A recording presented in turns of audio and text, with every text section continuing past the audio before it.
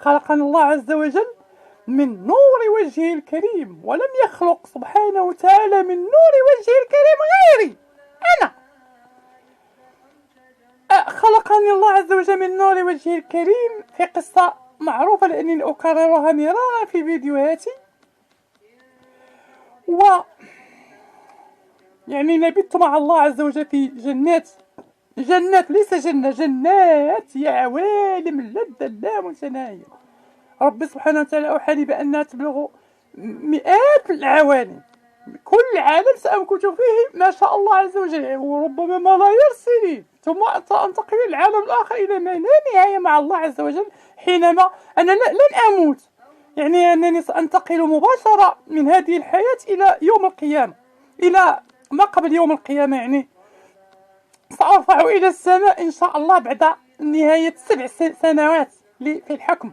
السنة إن شاء الله أنا لا أعلم الغيب، إن شاء الله ربما ستبدأ 2023. السنة الأولى ستبدأ من 2023 إلى 7 سنوات، يعني 2030 نهاية ديال المهدي في الأرض. سأرفع إلى الله عز وجل. كيف أرفع؟ مثلما نزلت من السماء السابعة حيث تجد الجنة إلى الأرض، يعني أن الله عز وجل على كل شيء قدر، لا يعجزه شيء.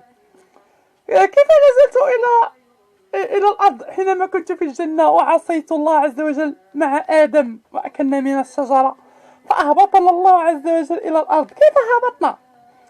لم نشعر إلا ونحن أنا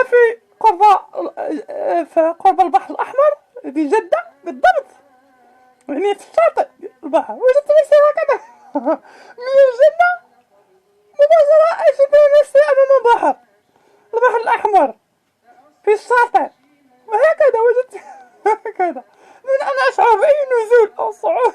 الإنسان مثلا حاليا حينما يصعد إلى المحطة الفضائية الدولية أو ينزل منها إلى الأرض، فإنه يحتاج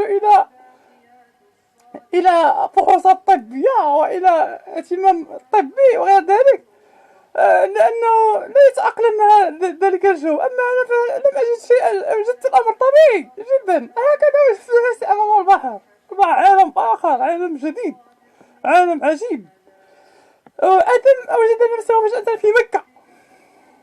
بقي أنا جلست قرب البحر أصطاد السمك، كان السمك في متناول اليد.